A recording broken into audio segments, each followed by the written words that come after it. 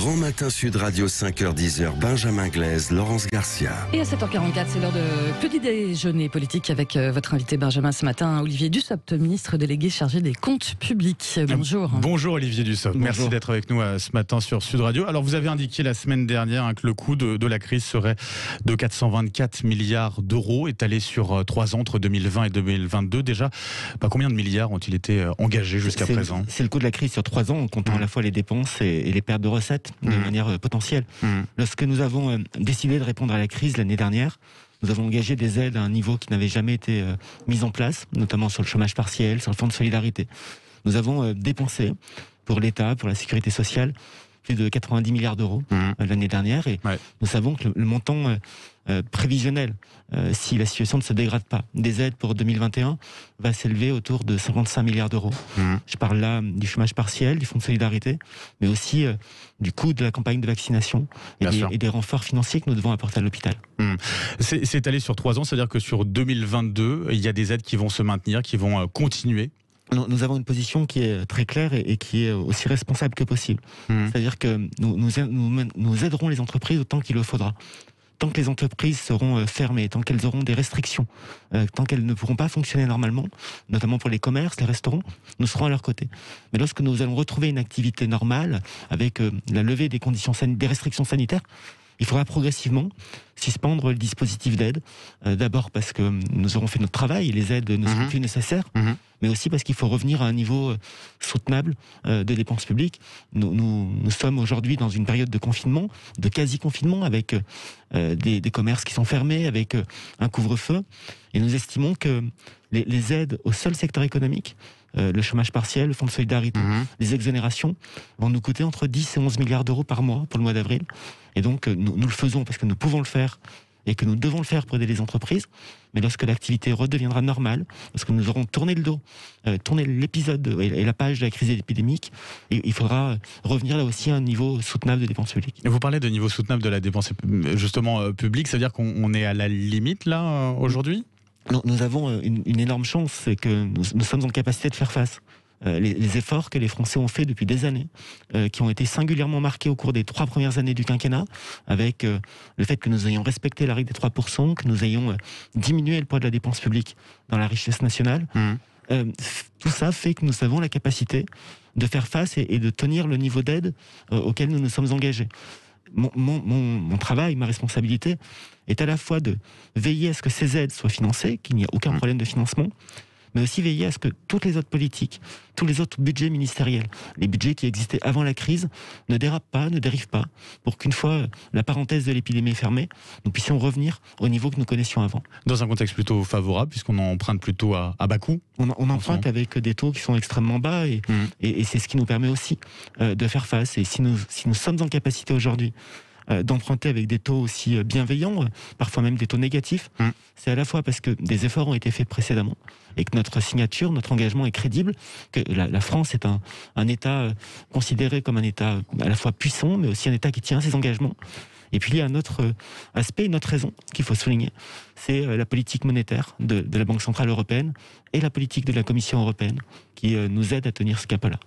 Sur la question du quoi qu'il en coûte, c'est la question qu'on pose d'ailleurs à nos auditeurs. Jusqu'à quand est-ce que vous pensez qu'il faudra bientôt l'arrêter, cette stratégie du quoi qu'il en coûte ? Nos auditeurs disent oui, plutôt assez largement d'ailleurs. Vos auditeurs sont raisonnables et ils savent que toutes les aides que nous versons sont des aides qui ont une conséquence, c'est l'augmentation de la dette. Je le disais tout à l'heure, tant qu'il y aura des restrictions, tant qu'il y aura des contraintes mises à l'activité économique, tant que l'épidémie sera présente, nous aiderons les entreprises et nous aiderons les Français. Lorsque l'épidémie sera derrière nous, lorsque nous verrons enfin le bout du tunnel de cette épidémie, il faudra mettre fin au quoi qu'il en coûte, progressivement, sans brutalité. C'est-à-dire, on a déjà un peu une idée quand vous dites, on faudra progressivement arrêter le quoi qu'il en coûte. Ça veut dire qu'on a déjà un début d'agenda qui se précise.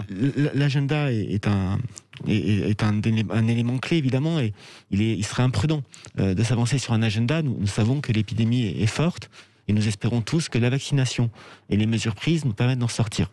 Nous veillons, pour ce qui concerne les ministères économiques et financiers à Bercy, à travailler sur des modalités de sortie progressive que nous sommes en train de préciser. Il y a des secteurs d'activité qui, même après la fin de l'épidémie, continueront à souffrir peut-être plus longtemps que les autres. Vous pensez à quel secteur particulièrement? On peut penser au secteur de la restauration, au secteur de l'événementiel.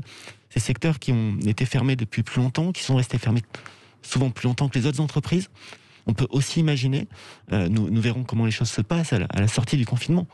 Mais on peut imaginer que, comme dans d'autres pays, je pense à Israël, je pense aux États-Unis, les restaurants soient autorisés à ouvrir uniquement en terrasse ou avec une moitié de leur fréquentation habituelle. Évidemment, si on demande à un restaurateur de ne travailler qu'avec la moitié de sa salle, il faut qu'on puisse l'accompagner jusqu'à ce que ça redevienne normal. Mais c'est toute la question de certains restaurateurs ou dans le milieu culturel aussi, avec, a priori, ça se confirme sur la mi-mai. On verra, bien sûr, il est peut-être trop tôt pour avoir un avis tout à fait définitif et tranché, mais réouverture des terrasses à partir du 15 mai, de certains lieux culturels, ça veut dire qu'à ce moment-là, il y aura une évolution de ce quoi qu'il en coûte vis-à-vis de ce secteur, ou alors on ne bouge pas pour le moment? Il faut que nous puissions continuer à les aider. Et si le calendrier indiqué par le président de la République est tenu, nous le souhaitons tous les efforts faits par les Français y participent. Il faudra qu'on puisse permettre la réouverture de ces activités progressivement. Et tant que nous ne serons pas revenus à la normale, nous continuerons à être présents. Est-ce que sur ces aides, il faut davantage, les préciser ou en fait fonctionner entreprise par entreprise ou secteur par secteur? Alors je m'explique, mais certains, par exemple, on le voit sur nos réseaux sociaux, parlent de certaines entreprises qui ont peut-être bénéficié d'une certaine aubaine au cours de cette crise. Est-ce qu'il faut conditionner certaines de ces aides ou pas? Est-ce que c'est envisagé? Quand on met en place un système d'aide aussi puissant et aussi large que celui que nous avons mis en place, avec l'urgence, il peut évidemment y avoir des effets d'aubaine. Ce qui est sûr, c'est que les aides que nous avons mises en place sont des aides versées soit aux entreprises fermées par décision administrative, soit aux entreprises qui ont perdu beaucoup de chiffre d'affaires.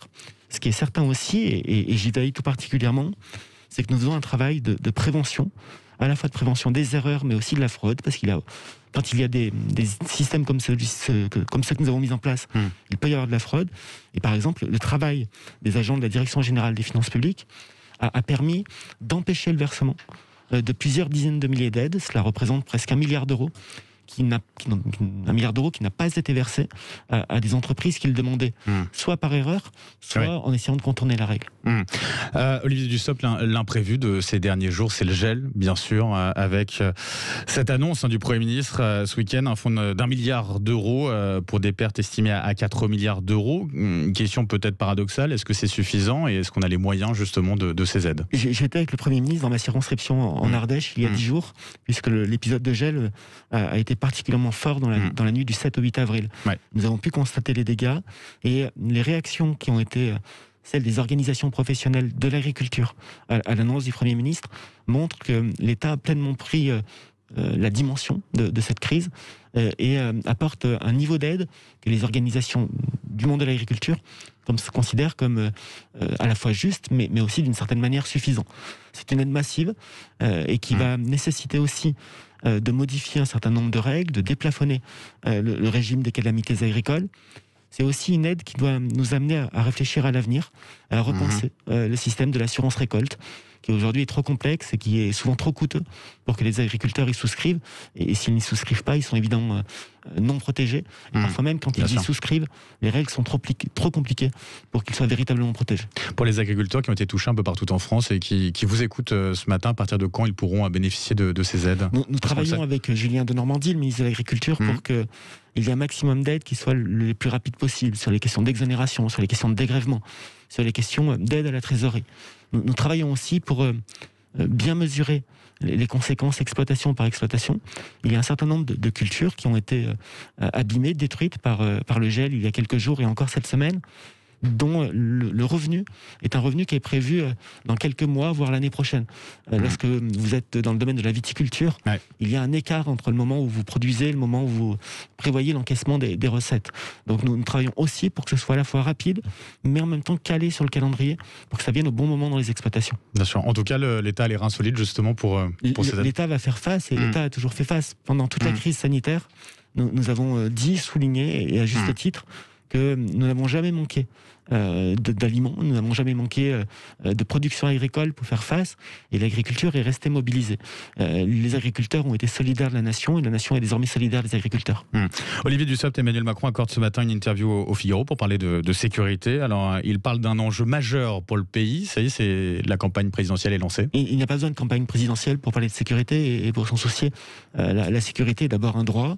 Comme le président de la République le dit lui-même, c'est le droit de vivre une vie paisible. Et en cela, il a évidemment totalement raison. Nous travaillons depuis le début de ce quinquennat à renforcer les outils dont disposent les forces de sécurité. C'est la création de 10 000 postes, comme il s'y était engagé et comme nous le faisons depuis le début du quinquennat. C'est aussi un gros investissement pour rattraper des retards qui s'étaient accumulés, notamment sur l'immobilier, sur les conditions de travail, sur le parc de véhicules. Et nous travaillons là aussi avec les différents ministres de l'Intérieur et aujourd'hui avec Gérald Darmanin pour faire en sorte que les policiers, les gendarmes aient de meilleures conditions de travail pour être plus efficaces, tout simplement, et au plus proche de la population. Au-delà de ça, il annonce un débat à venir, un débat national sur la drogue. Est-ce que c'est le bon moment de le faire ? Il y a une mobilisation très forte des services, et notamment des services du ministère de l'Intérieur, du ministère de la Justice, du ministère des Comptes publics, je pense notamment au service de la douane, pour lutter contre les stupéfiants. À la fois parce que nous avons la détermination de lutter contre le trafic et la consommation de stupéfiants, tout type de stupéfiants, parce qu'il y a un enjeu de santé publique, un enjeu économique, mais aussi un enjeu de sécurité. On a pu voir dans l'actualité récente que se posaient des questions autour de la responsabilité pénale de celles et ceux qui pouvaient commettre des actes absolument ignobles sous l'emprise de stupéfiants. Et en quoi ce débat, qu'est-ce qu'il peut apporter ce débat national ? Il peut apporter d'éclairer d'abord, d'éclairer à la fois nos concitoyens, éclairer le débat public sur le rapport que nous avons collectivement aux stupéfiants, et il peut aussi rappeler les responsabilités des uns et des autres. Olivier Dussopt, vous faites partie de l'aile gauche de ce gouvernement au sein du mouvement Territoire de Progrès. Et historiquement, la sécurité, on le sait, c'est une thématique qui a été souvent reprise par la droite, peut-être accaparée par la droite. Vous reconnaissez dans ce discours-là, peut-être de fermeté du président ? Je me reconnais pleinement dans ce discours-là, et avec nos amis de Territoire de Progrès, autour de Jean-Yves Le Drian et moi-même, nous sommes convaincus que la sécurité est une liberté absolue, un droit absolu. Nous sommes aussi convaincus que ceux qui souffrent le plus de l'insécurité, des difficultés lorsqu'il y en a, sont parmi les Françaises et les Français qui sont déjà les plus défavorisés, déjà les plus en difficulté. Il n'y a pas en matière de sécurité, en matière de capacité justement à vivre sereinement et paisiblement, il n'y a pas de barrière droite-gauche. Et moi, je fais partie de ceux qui considèrent, comme Clémenceau, que sans ordre, il n'y a pas de progrès possible. Donc, je suis à la fois très à l'aise et aussi très attaché, vous le disiez, à mettre en avant, à souligner tout ce qui fait, tout ce que sont les avancées sociales de ce quinquennat, tout ce que nous avons fait, et qui parfois peut être catalogué à droite comme à gauche. Nous sommes dans un quinquennat de dépassement, ça n'empêche pas de souligner ce qui a été fait. Je pense au reste à charge zéro, je pense au dédoublement des classes, ou encore à l'augmentation de la prime d'activité. Vous avez suivi un peu ce week-end, ce qui s'est passé à gauche, avec cette promesse de candidat unique pour 2022, Parti Socialiste, écologiste. Toujours des promesses, j'ai envie de dire, mais j'ai surtout vu que ils avaient les uns et les autres du mal à faire le compte-rendu de la même réunion, puisque selon celui qui parle, le résultat n'est pas le même. C'est l'histoire sans fin d'une division. C'est aussi l'histoire d'une relégation en seconde division, si on peut dire cela. C'est-à-dire un week-end plutôt marqué par l'actualité sportive.